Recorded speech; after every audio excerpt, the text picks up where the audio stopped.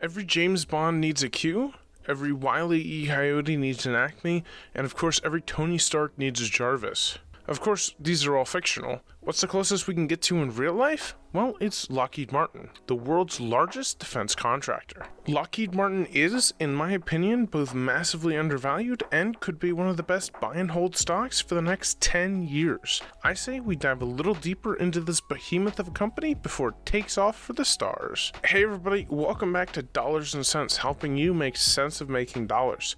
Remember that if you like the informational investing content on this channel, to like and subscribe.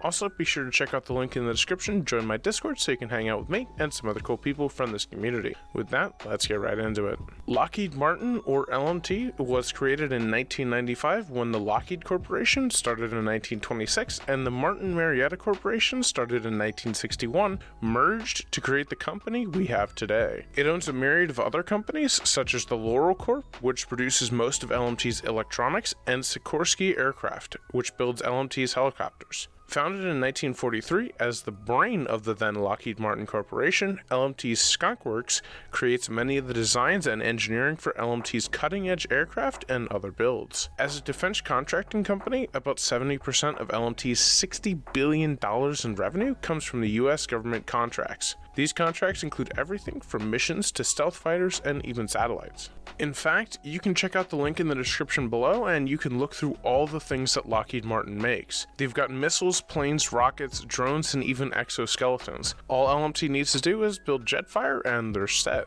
One of the best things LMT has going for it is a massive contract secured with the US government. Just take a look at some of the contracts that LMT has secured, which we can honestly say has secured Lockheed's position well into the future. In 2015, LMT scored a contract with the US Department of Defense worth roughly $1.5 trillion, lasting through 2070. Yep, you heard that right, 2070. And to produce just one plane, the F-35 jet fighter. Assuming the F-35 program can recover from its recently shaky performance, Lockheed has access to this contract for the next 49 years. Yet, Lockheed Martin has been expanding business outside the US borders. Back in 2015, contracts with the US government accounted for 78% of LMT's total revenue. Now that number lands right around 74%. And while 4% may not seem like a lot, as I said, business is expanding outside of the US borders. Other countries that LMT has contracts with are Canada, the UK, Germany, Poland, and India. Most of these contracts are much like the US-based ones, often building fighter jets and other craft like ships and helicopters. If the US government were to slow down spending in the military, let's say over the next 4 years, I see Lockheed very easily being able to pick up extra work outside of the country. Now we're going to switch things up a little bit and we're going to talk about Lockheed Martin's finances. Looking at LMT's revenue over the last 3 years, we see a steady climb up from $53.7 billion to $65.4 billion. Given Lockheed's size and the sector that it operates in, I'm actually somewhat surprised at how fast they're able to grow their revenue. Moving on from that, looking at LMT's balance sheet, we see it has assets totaling $50.7 billion and liabilities totaling $44.6 billion, with total short-term debt of $12.1 billion. While this is good to see, I'm not sure why LMT, as a government contractor, has a nearly 1-to-1 asset to liability ratio. Certainly something to dig deeper into, but not for this video. It may not be enough to outright pay off its debts, but LMT's total cash on hand is also $3.1 billion, which is certainly a good thing. Finally, LMT's free cash flow, its revenue minus capital expenditures, is $6.4 billion. Multiply this by 20 and we get an estimated market cap of $128 billion. LMT's current market cap is just about $99 billion, so I would say it's still fairly undervalued. Lockheed Martin certainly has a strong balance sheet and a positive outlook on future cash flows as long as they continue to innovate. Of course, this is just a brief overview of their financials, and as you know by now, we shouldn't invest in a company based solely on financials. With their financials covered, let's talk about the main reason I like Lockheed Martin for the future. It's dividend. Right now, LMT has a dividend yield of 2.93% on a $355.07 company.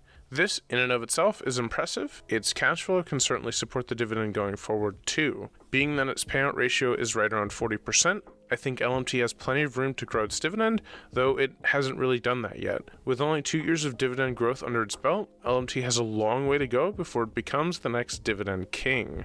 With all its contracts, the backlog of $147 billion in revenue they'll generate, pretty good finances, and solid dividend, I think that Lockheed has positioned itself to be a strong investment beyond 2021, and especially beyond Earth's atmosphere in the space industry. As you can guess, the space industry is quickly growing larger and larger. It was featured in ARK Invest's Big Ideas for 2021, a report from ARK detailing the 15 big ideas going forward over the next decade. It reported that space could grow to be a $370 billion industry, as various companies such as SpaceX and Blue Origin vie for market share in this burgeoning industry. You know what company already has a huge foot in the door? Lockheed Martin. For decades, LMT has built equipment for NASA, such as rockets, satellites, and even the Hubble Space Telescope. Of course, LMT's built a lot more than just this, but it's safe to say that LMT is well established in not only the aerospace industry, but in the space industry as well. Fast forward to 2019, LMT secured a large contract to build the Orion spacecraft for the upcoming Artemis 1, 2, and 3 missions. These missions will see the US returning to the moon for the first time since 1972. And this time, we're going to the moon to stay by 2024. As we journey back to the moon and maybe one day beyond the moon, we're going to need a lot of spacecraft. Who else to build it but LMT? Let's go ahead and take a look at LMT's revenue by sector real quick. While its space sector revenue only accounts for 18% of their total revenue, I'm sure that the income from this area will only grow as the space industry grows. Does this justify saying LMT is the best stock to buy for the new space race? Well, no, not really. When we look at other companies like SpaceX, which is probably on its way to going public, and Virgin Galactic and upcoming Challenger, we see a lot of the same thing. Speculation. There's really not a lot of hard numbers or proven track records.